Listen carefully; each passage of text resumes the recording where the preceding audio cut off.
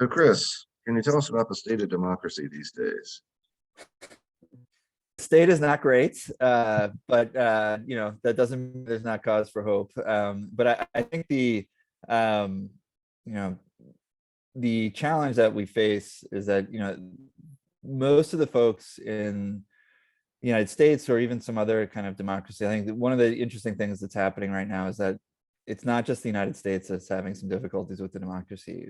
There's been a lot of challenges in the UK and in other, even in the EU, some of the countries there are also going through some challenges that I think if you were to ask, 10 or 20 years ago, you know, are we going to see, significant challenges to democracies, and whether, their durability, even in the most consolidated democracies in the world, I think most people would have said no, like they were all very solid, and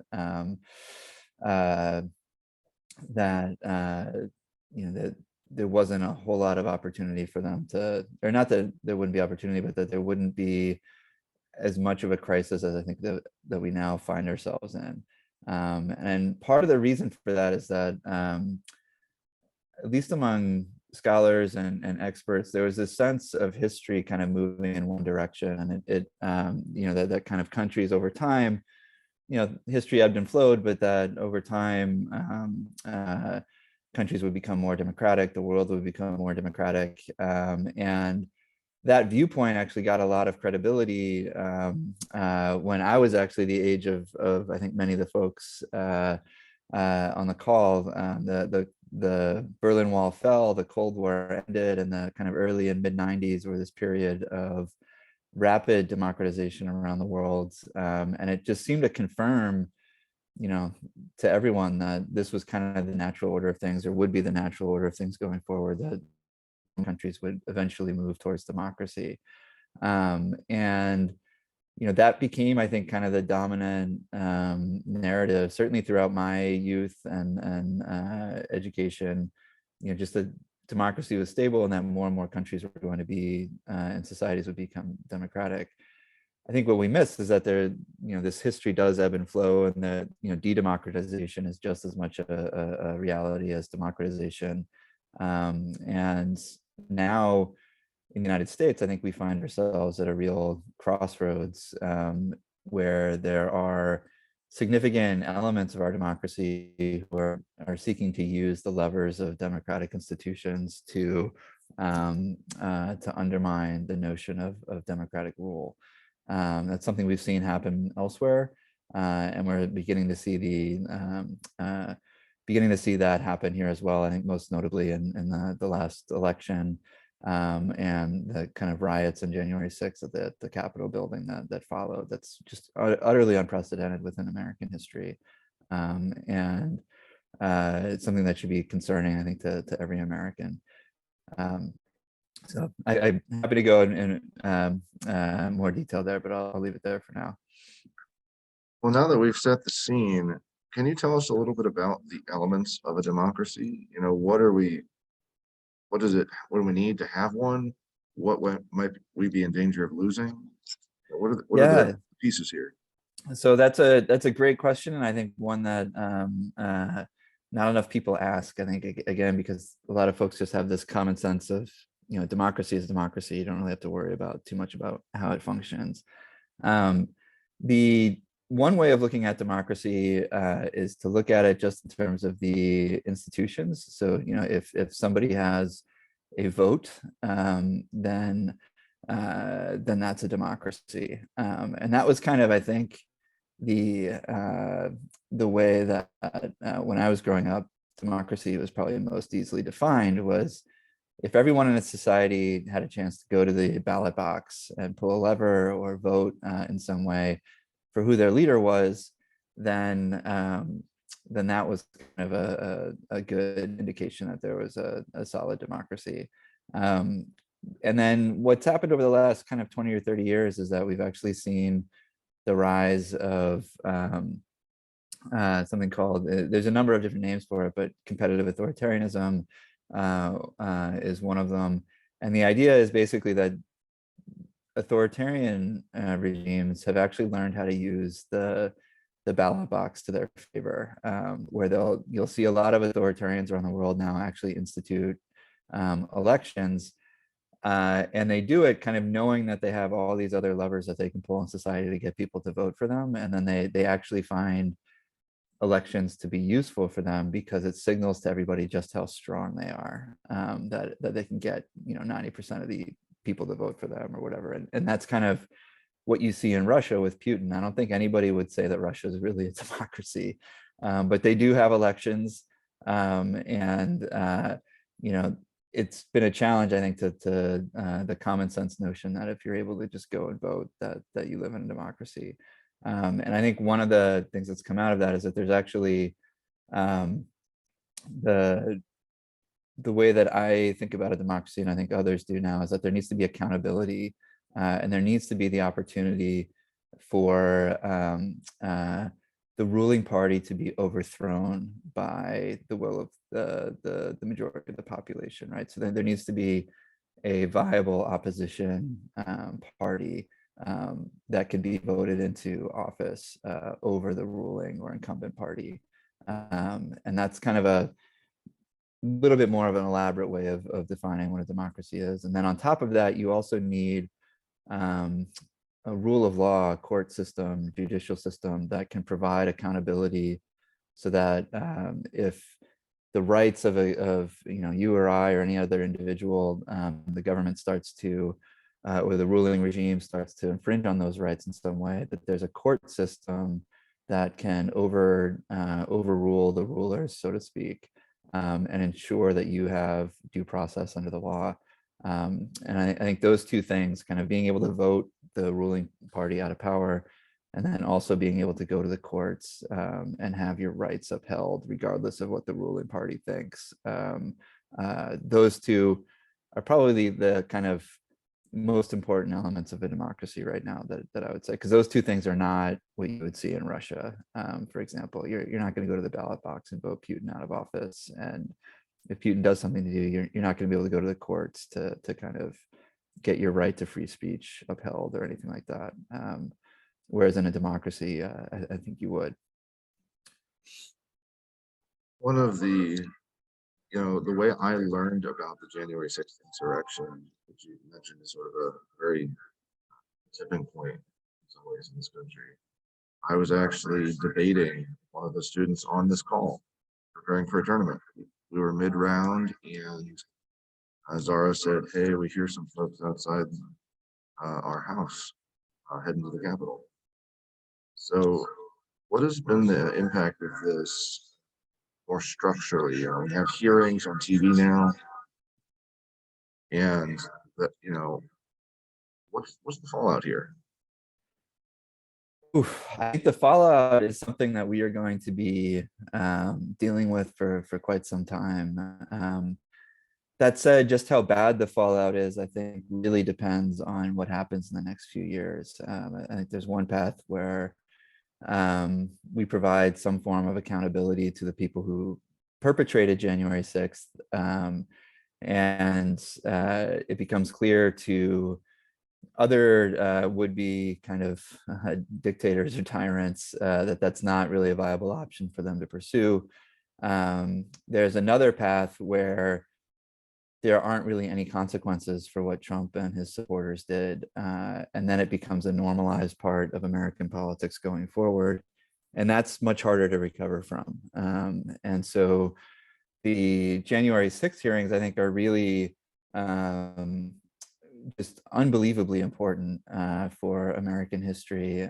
Not just that they happen, but that there be some form of consequence that comes out of them for the Trump administration, or the folks in the Trump administration that were comfortable with effectively trying to overthrow a democratic election in the United States. And I will say that there are different ways of providing that accountability. So the ideal solution would be that there's kind of somebody like, frankly, that somebody goes to jail, right? That this is like that it be recognized that trying to overthrow an election is a violation of the law, that there will be kind of judicial consequences or criminal consequences for what they did.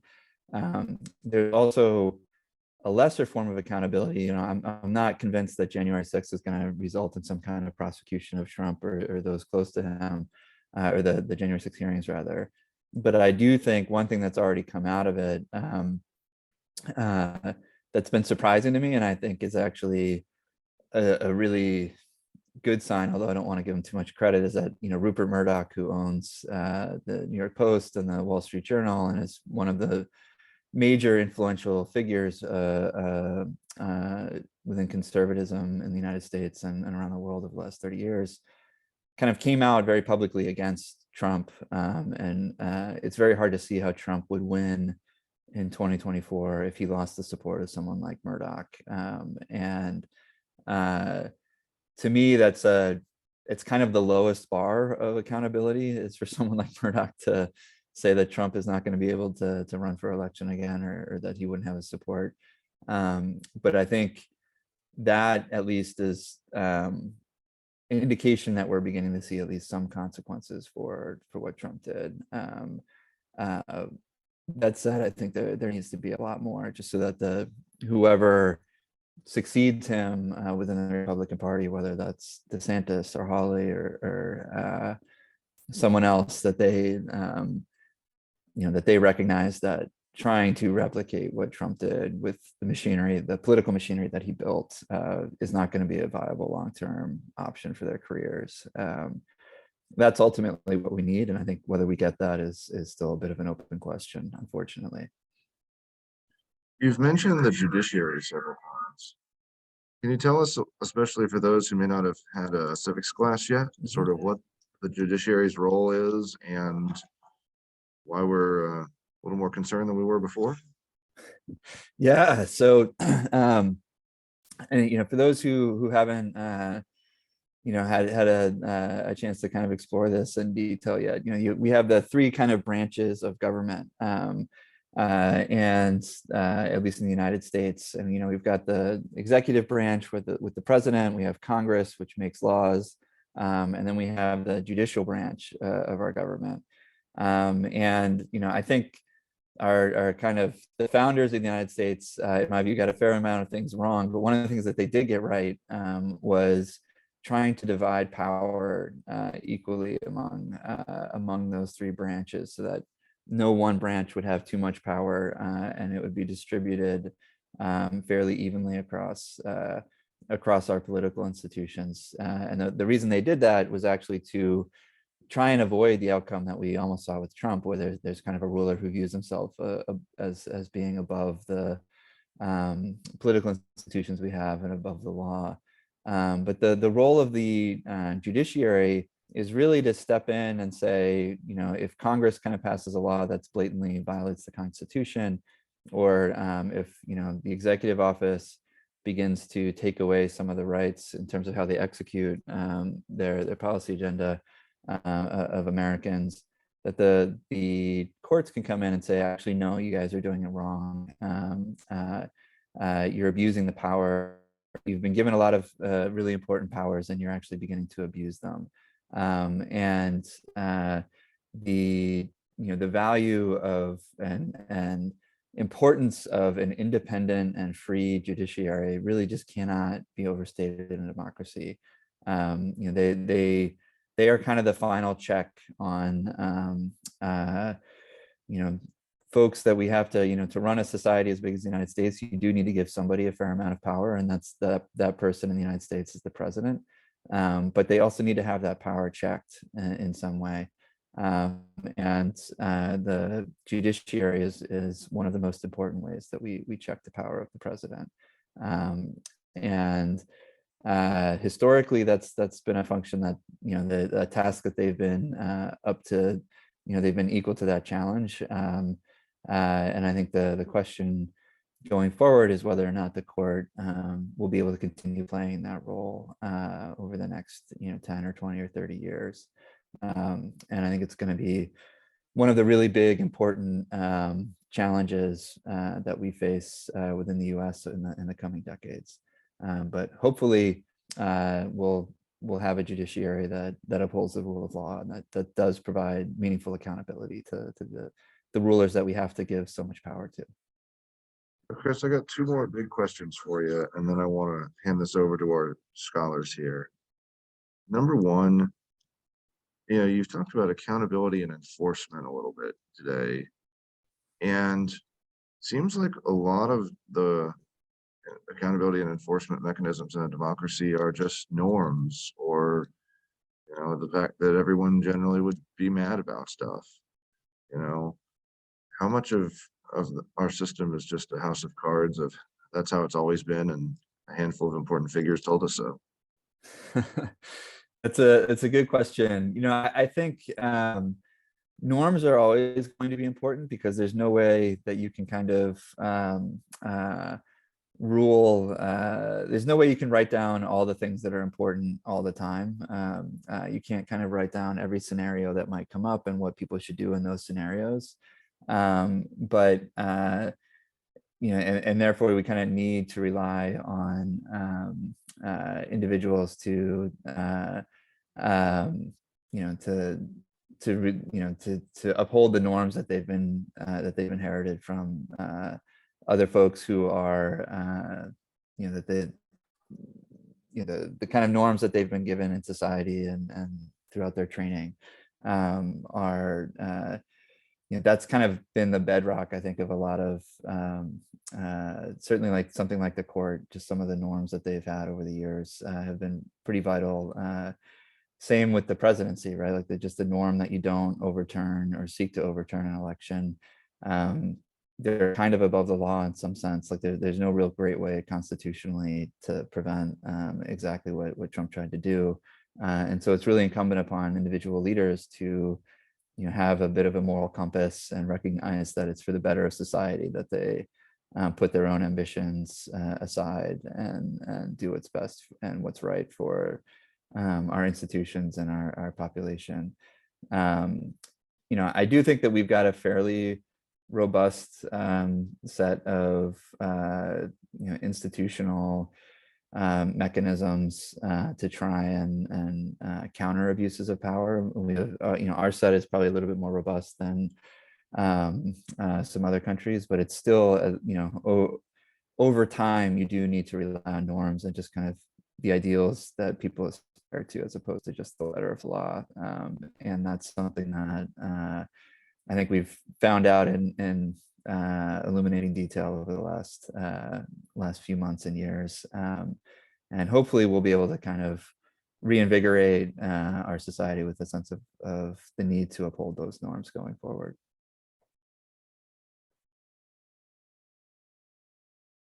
My last question for you, Chris, might seem a little basic, but I think it's worth asking, since democracy itself seems contested. Why is democracy good? We seem really attached to it, but especially as technology advances in the modern era,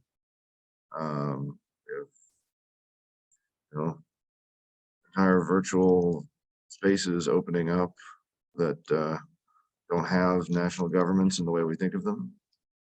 Why? What's the big deal with democracy? Why do we want it?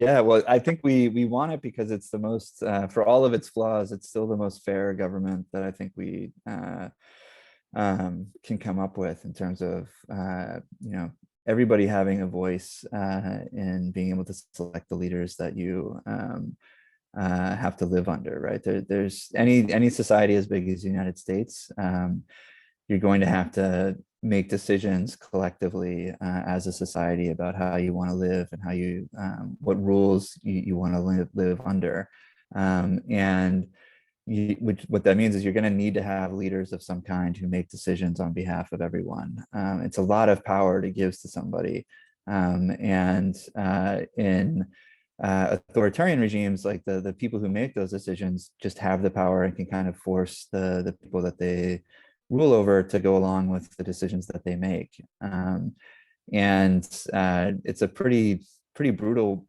society if those rulers are not constrained by norms in any way, or don't really have much regard for people that live under them.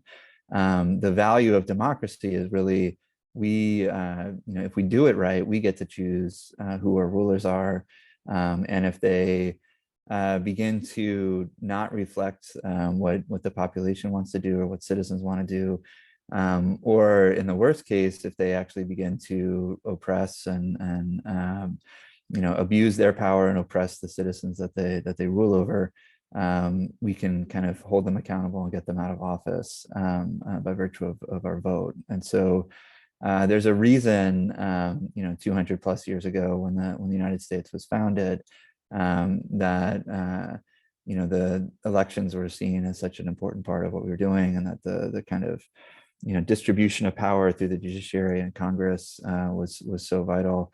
And the reason they set up the system that they did was that they had direct experience of what it was like to live under a ruling regime that they didn't have any input into, and they wanted to come up with a better system.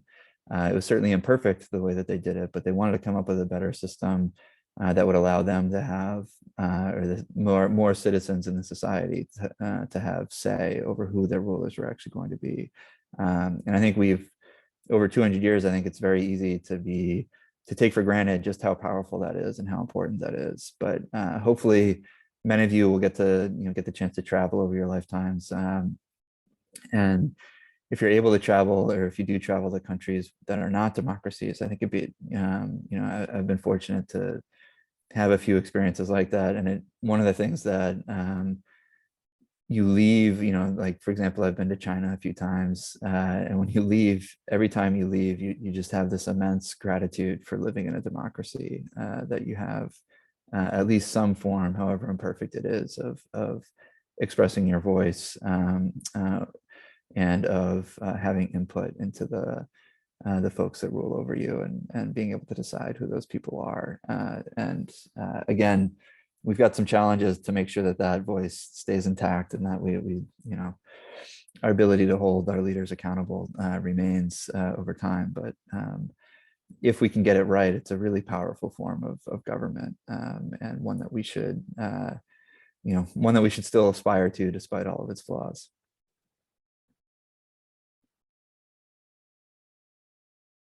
Coming through one of the questions in the chat here, and I would encourage our labs, if you have not already had a chance, to start throwing student questions either in the chat or on our Slack channel. Let's start with Skylar's question here. Can you talk a little bit more about the balance of power between the branches and how that all works? Yeah, absolutely. So I wouldn't go as far as to say that SCOTUS has more power than Congress overall, but it does have the power to kind of check Congress if it thinks Congress is getting way out of line. And there's a really one of the most kind of interesting episodes in American history is after the founders kind of created the different branches of government, it wasn't exactly clear, actually, from just the Constitution itself, how much power the Supreme Court would have, or the judiciary would have, versus Congress. And there's a really famous court case. And unfortunately, I am not a lawyer, so I may be getting this wrong, but I think it was Marbury via Madison. If I think that was right. Where the court basically overruled a really kind of overruled, I think it was Congress, on a law that they had passed, and it established this idea that the courts could actually hold Congress accountable for the laws that they passed, and if they felt that those laws were violating the Constitution in some way. It's a very high standard for them. Like, they can't just kind of intervene. What you don't want is the Supreme Court effectively legislating from the bench. You want Congress to do that. And so there's a tricky balance of when the Supreme Court should step in and when they should really defer to Congress to kind of set up laws. But there is a scenario where Congress gets way out of line, and then they have to step in and ensure that the Constitution is being protected. And so in that sense, they have they do have power over Congress, although Congress has checks of its own, and most notably that the Senate kind of needs to approve. And this is, although this is one of the norms that we were talking about earlier, they have to approve the justices who are appointed to the court. So that there's some kind of ways that the Congress has accountability over the court as well. But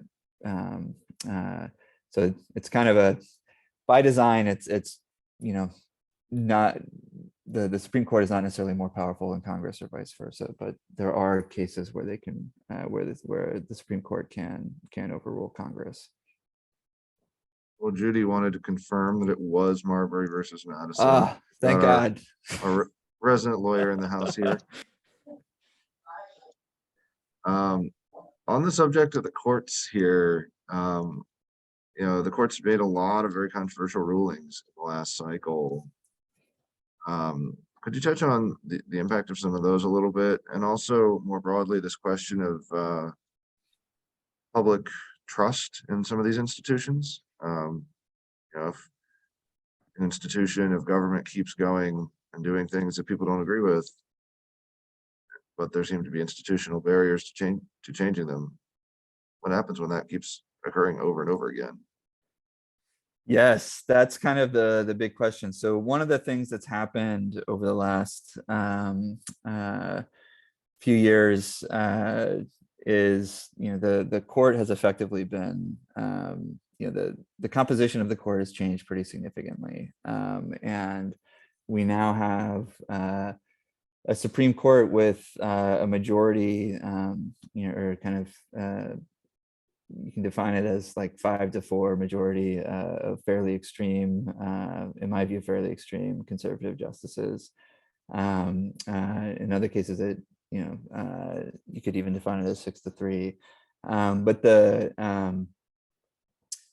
the challenges that they pose to, I think, the liberal democratic order of the last, let's say 50 years. So the Supreme Court, and again, Judy or other lawyers can come in and correct me if I'm wrong, but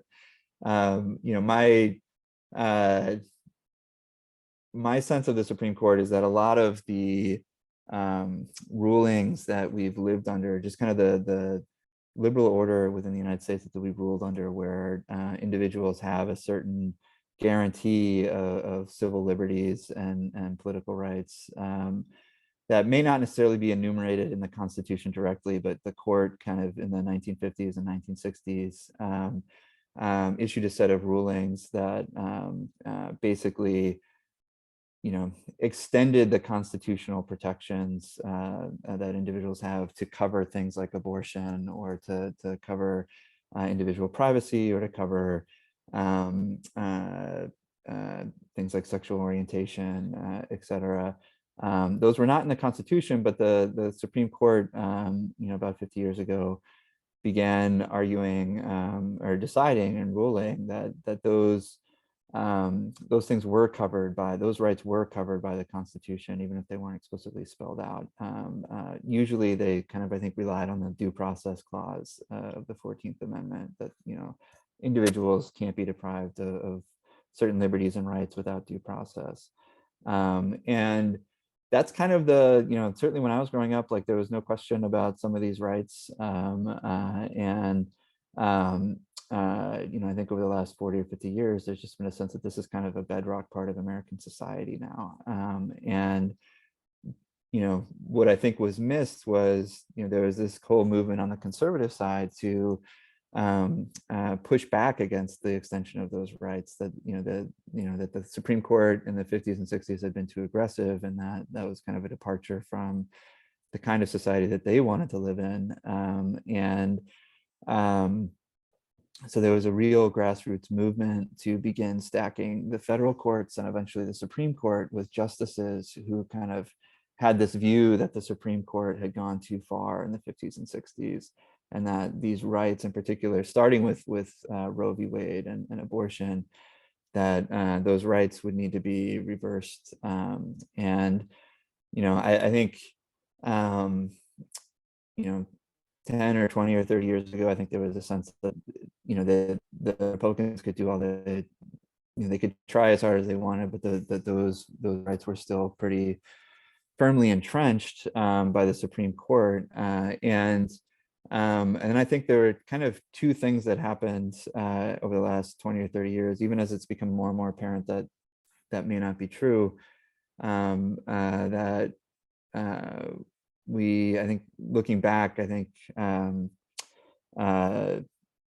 have made it difficult to kind of push back on this. One is we've reached this really weird moment in American history where one party consistently wins with a minority of the country. And, I think something like 8 out of the 9 justices, or like I forget the exact figures, but, the Republicans have only won the popular vote for the presidency once in the last 30 years, I believe, or roughly 30 years. And yet they've appointed, almost all of the Supreme Court justices. And so there's been, a minority of the country effectively appointing justices to the Supreme Court in a way that I don't know that that's a sign. That's not a sign of a kind of healthy functioning democracy, I don't think. And as a result, the kind of justices of the court, by virtue of how they're appointed, don't necessarily reflect the will of the majority of the population. And so, that I think is one big part of what's happened. The other big part that really, I think there's probably a lot of consternation within, say, like the Democratic Party in particular, is that because it seemed like the court was always going to enforce these rights and liberties, that there was never an effort, a serious and meaningful effort to actually legislate some of these rights, right? Like to legislate the right to an abortion, to legislate the right to gay marriage, for example, at the national level. And that's something that I think is going to haunt Democratic leadership for a while, that they didn't take advantage of that while they had the, there was a moment, for example, in Obama's first term where he had, it would have been possible. There was a lot going on at that time. So, it's easy to kind of second guess them in hindsight, but, I think there's going to be a lot of regret that they didn't push through some of the legislation that would have made it the rule of the law of the land, regardless of what the Supreme Court thought, when they still had the majority to do so. And so those two things combined, kind of the conservative anti-majoritarian drift of the Supreme Court on the one hand, and then the lack of any sustained movement in Congress to actually just legislate some of these viewpoints, have kind of brought us to where we are today. And the question is how to move forward from here. And it's not really sustainable in the long run, in my view, that 9 people in the United States end up setting some of the most important and consequential laws of the, that everybody has to live under. And so, it's, I'm concerned about what are some of the other cases that might be ruled in the coming or decided in the coming years, that if they continue to kind of issue rulings that the vast majority of the country is not comfortable with or doesn't agree with, without question, the Supreme Court will lose its legitimacy. And then the question is what our Congress and our presidency or executive office will do about that, because it'll become a crisis if they don't do anything. And there's options that I'm not really expert in, so I don't know exactly how viable they are in terms of stacking the court or reforming the court in some way, but or even funding the court. But I think it'll come to it feels like we're headed towards a bit of a constitutional crisis in the coming years if the Supreme Court continues to behave the way it has. And I think the biggest fear is that the Supreme Court will make it harder to vote Republicans out of office. There's some really important court cases about who gets to vote and around the country. And if they make it much more difficult to vote, then you actually get the worst case scenario would be one where a minority of the country is kind of voting in both Congress and the executive office, and they've also got the Supreme Court. And I think at that point, that's, for what it's worth, that's the point where I think political scientists would start coming out and saying we're not actually really a democracy anymore, because there's no chance for the majority to impose its will through an election. I think the question for those of us who care really deeply about democracy is what we can do in the coming years to make sure that that doesn't happen. I think it's kind of we're at a real crisis point to strengthen and consolidate the democracy that we have. So we can share more on that, but I'll pause there for now. Got a great question in the chat here. How has the evolution of technology impacted democracy? This is a great question. And this is actually, I'm so sorry I couldn't join you in person today. I'm actually in San Francisco and was just at Google's offices yesterday for a big conference. And one of the big things that we actually talked about was the role of the internet, and in particular, the role of algorithms in distributing content or information across society, whether it's on Facebook or Twitter or YouTube, right? A lot of the information, our democracy is only as good as the information that voters have. And it's very hard to come up with good policies or to vote for good politicians if you're not operating in an environment where everybody's kind of getting reliable information about what's happening in society. And if algorithms have play the role now that like editors used to, when I was growing up, you had newspapers and you had the news, the broadcast news. And I think one of the things that was underappreciated at that time was, all the news that was kind of mass produced, there was some editor that had to or editorial team that had to vet that information and eventually decide whether to publish it or to air it. And that was not a perfect system by any measure. Those editors themselves had their own biases and viewpoints, et cetera. But what it did mean is that like really crazy kind of conspiracy theories more or less stayed out of our national political discussions. Things like QAnon. It's very hard to imagine QAnon getting as big as it did over the last couple of years. In the 1980s, for example, like I don't, there certainly were conspiracy theories then, but they stayed on the fringe because there was this like editorial gatekeeping power that major media had. And one of the things that's happened with not just the internet, but the social media and digital media is that the platforms over the last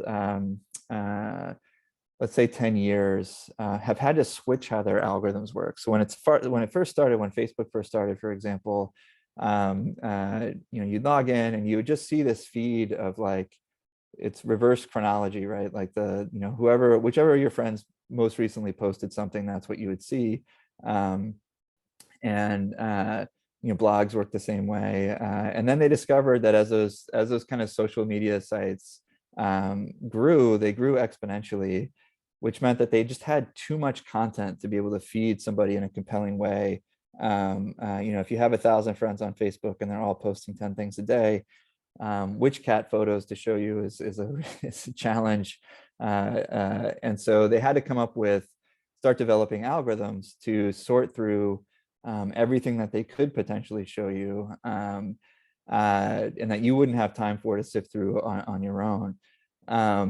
And originally they started doing that, they used machine learning a bit, but they had some kind of basic heuristics that their engineers came up with to kind of constrain that in some way. It would be kind of like, if your friend that you've liked 10 posts on post something new, we're going to feed that to you. That it was like literally like hard coded. Some engineer wrote that rule into the algorithm, and that's how they worked for a while.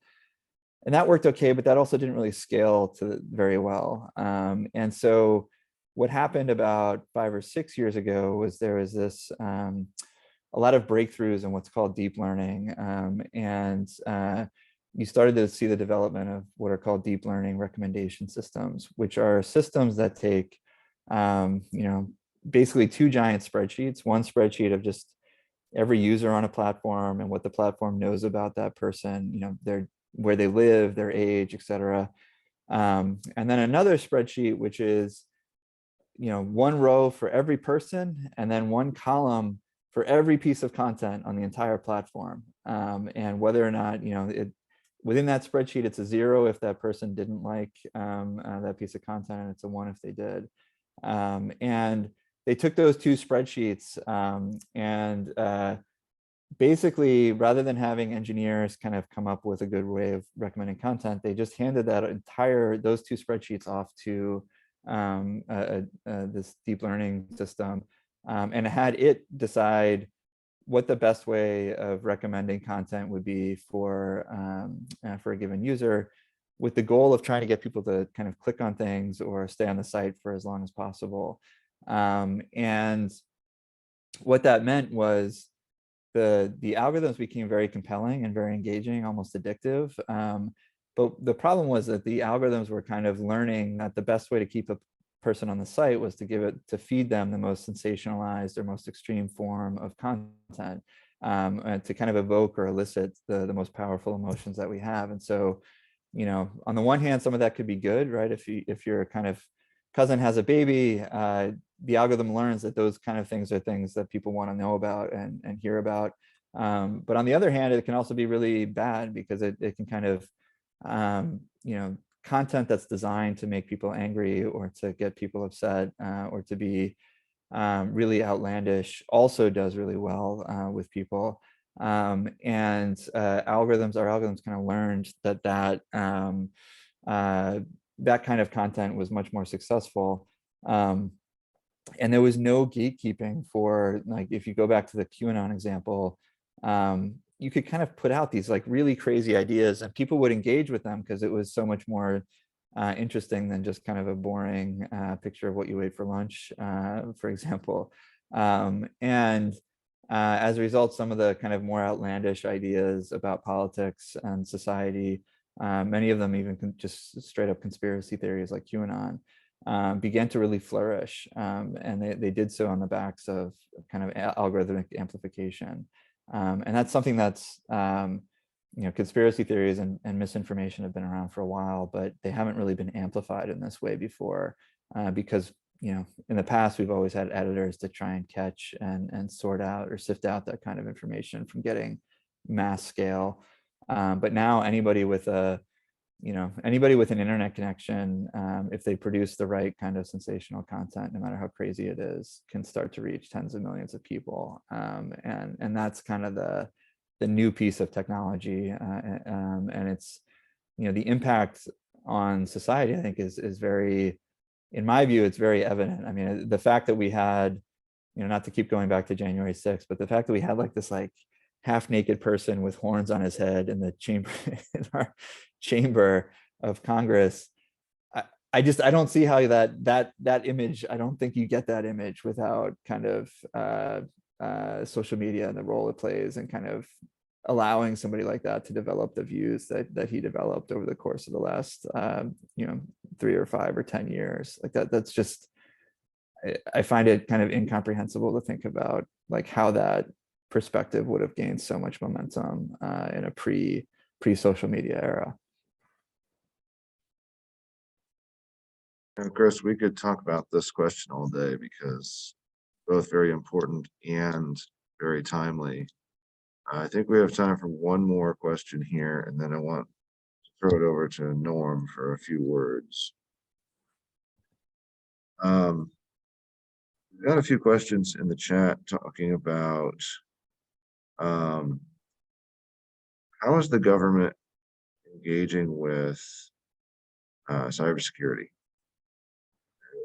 how how much of a threat is this? What does it look like in reality? And what are the gaps that still need to be filled? Yeah, I mean, that's a major question that I think a lot of our leading kind of government officials are all wrestling with. I have to admit, I am a little bit, I've got a bit of a view that's a little outside the mainstream potentially on cybersecurity, in the sense that I don't think it's as much of a catastrophic risk as some others do. For example, I'm not particularly worried about a kind of cyber 9/11, partly because our systems, like our financial systems, our electrical systems, you know, we have a very federated country, and in many ways that produces an insane amount of dysfunction. But one of the benefits of that is that it's actually hard to find reliable single points of failure across many of the key pieces of infrastructure of our country. And so what that means from a cyber perspective is that it would actually be hard to completely cripple to the point of, you know, mass chaos and mass kind of social unrest, that I think some folks who kind of view you know, kind of almost raise apocalyptic alarms about the threat of cybersecurity and what might happen if that challenge isn't met. I think they're being a little bit outlandish there. But I do think the really grave threats are probably twofold. One is cybersecurity from a foreign policy perspective, where there's a lot happening under the surface between the United States, Russia, and China, and to some extent Iran, on cybersecurity. It is very high stakes, because they're learning a lot about each other's kind of both policy preferences, but also things, you know, really sensitive kind of security information about, you know, how our national security establishments work, or technologies that we have, information that we really don't want our kind of biggest geopolitical rivals getting.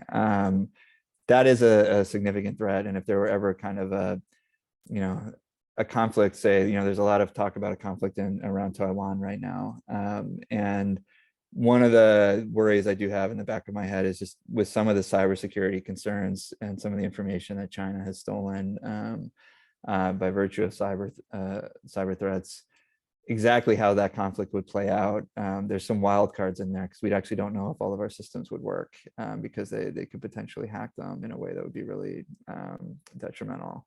The other side of it is actually probably the biggest threat to the American people and the American society is actually the insurance cost. It's not that we're going to have like one catastrophic cybersecurity failure. It's that every day around the United States, there's like 10 new hospitals or 100 new schools that get hacked and have to pay kind of a ransomware fee to some hacking group in Russia or North Korea.